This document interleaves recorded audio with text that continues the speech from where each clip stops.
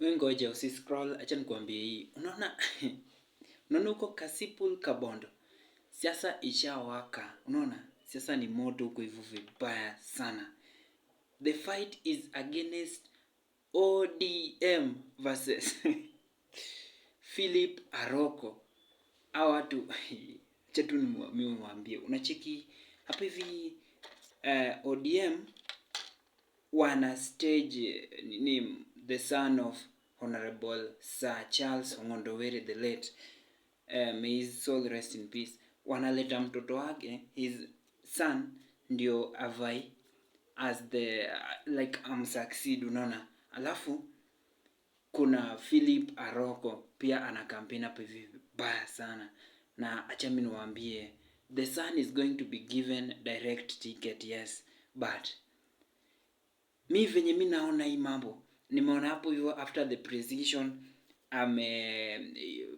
precision wamefanya ODM, wamekuwa na rally hapo Kindu Bay, Oyugis, so wamempea microphone at least abonge na wananchi. Msee, acha mimi kuambie, that boy knows nothing about politics. That boy knows nothing about campaigns. Like, he is extremely new. Umeiona mtoto anapewa chakula yenye hataki, unaona? Umempea yes ni nyama, lakini nyama iko na pilipili. So unaona tu anajaribu kuikula lakini hawezi, unaona? Like, that thing is goddamn new to him. Alafu hapa hivi kuna Philip Aroko, the lion. Bana, they're trying to taint his name, but he's still gonna win. For real, for sure.